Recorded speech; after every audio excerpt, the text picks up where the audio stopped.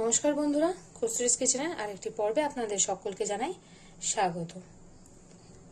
আমি আজকে নিয়ে এসেছি একদম নিরামিষ একটা পনিরের রেসিপি। এটাতে আছে নো গার্লিক নো অনিয়ন একটা রেসিপি, খুব সহজ ইজি রেসিপি।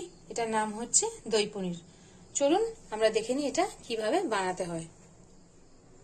এই নিরামিষ দই পনিরটা বানাতে আমাদের পনির তো অবশ্যই লাগবে কাঁচা লঙ্কা কুচোনো, আদা বাটা, কাশ্মীরি মির্চ, হলুদ, জিরের গুঁড়ো, ধনের গুঁড়ো, আর লাগবে দই, জয়িত্রী, জায়ফল, কাজু, চারমগজ, কাসুরি মেথি।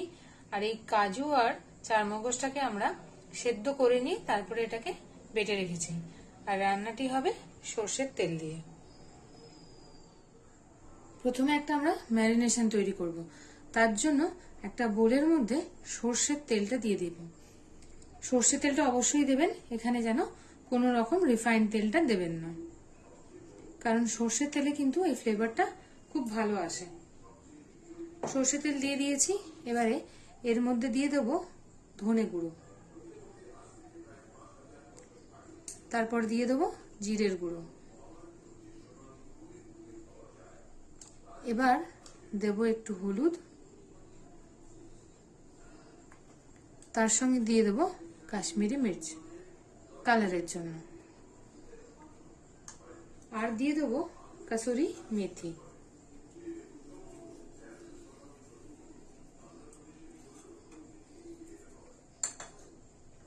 এটাকে ভালো করে মিশিয়ে নেব।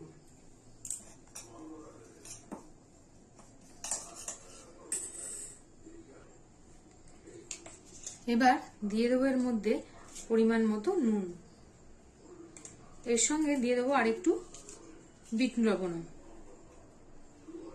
এটাকেও ভালো করে মিশিয়ে নিচ্ছি। এটার মধ্যে এবারে কেটে রাখা পনিরগুলো আমরা দিয়ে দেব।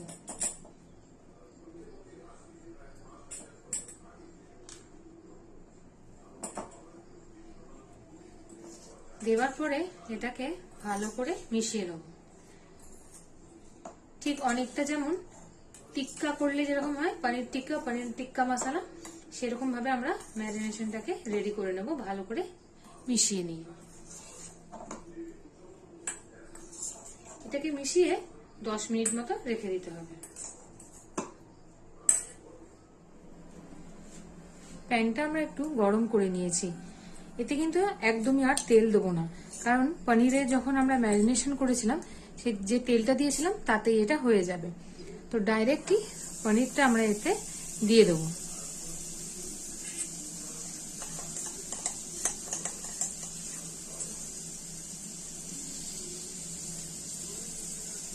ফ্লেমটাকে লো করে এবারে এগুলো হালকা হালকা করে ভেজে নেব, যেমন পনির টিক্কা করার সময় ভাজতে হয়। এক পিঠটা ভাজা হয়ে গেছে, এবারে আলতো করে আমরা উল্টে নেব, খুবই সাবধানে।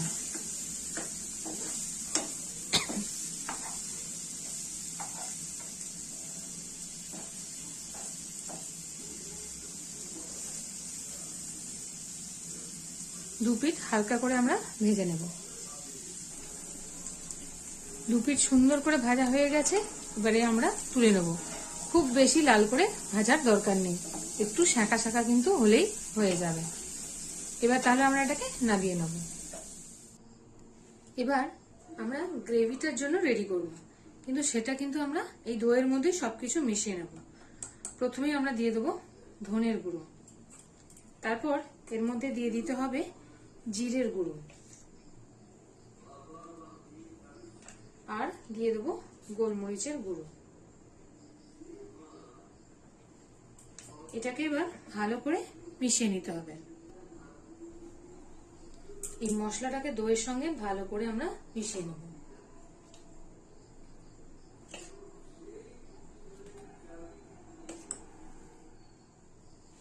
এই দইটার মধ্যে একটু জায়ফল আমরা গ্রেট করে দিয়ে দেব।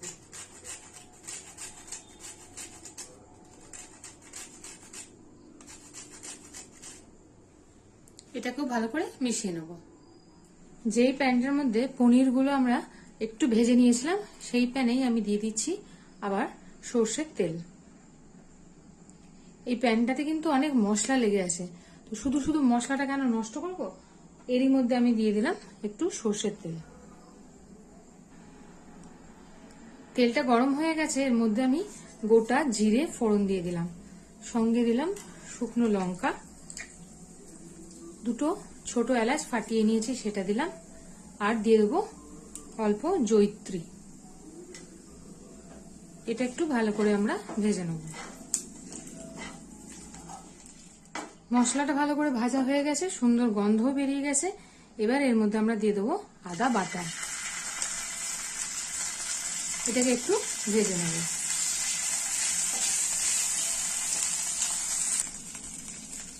আদা ভাজা হয়ে গেছে, এবারে কাঁচা লঙ্কা কুচনোটা আমরা দিয়ে দেবো ঝালের জন্য, এটাকেও একটু নেড়ে নেব। এবার দিয়ে দেবো এর মধ্যে হলুদ, আর দেব অল্প করে কাশ্মীরি মির্চ, এটাকেও ভালো করে আমরা নেড়ে নেব। অল্প একটু জল দিয়ে দেবো যাতে মশলাটা না পুড়ে যায়।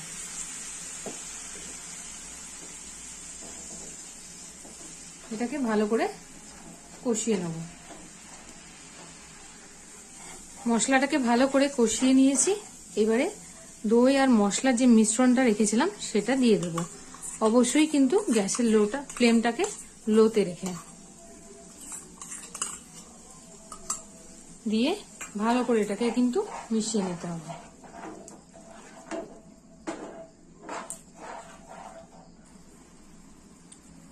এবারে এর মধ্যে কাজু আর চারমগজের যে পেস্টটা ছিল সেটাও কিন্তু আমরা এবারে দিয়ে দেব।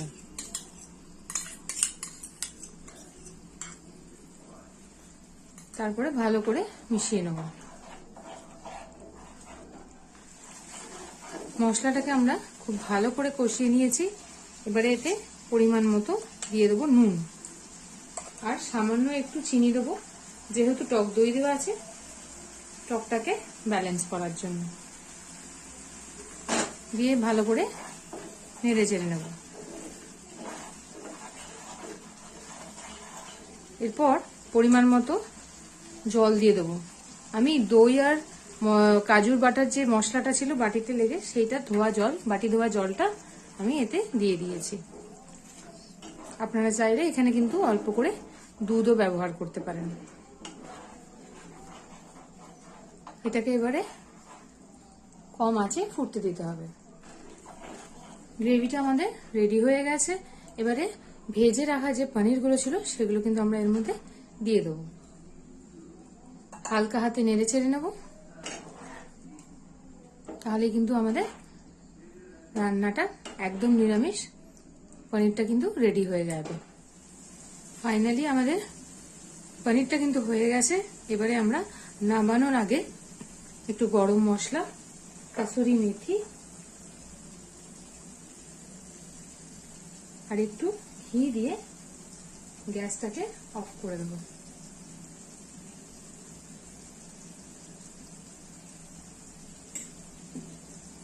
একটু স্ট্যান্ডিং টাইমে রেখে দিয়ে আমরা এবারে আমাদের এই একদম নিরামিষ দই পনিরটা সার্ভ করব।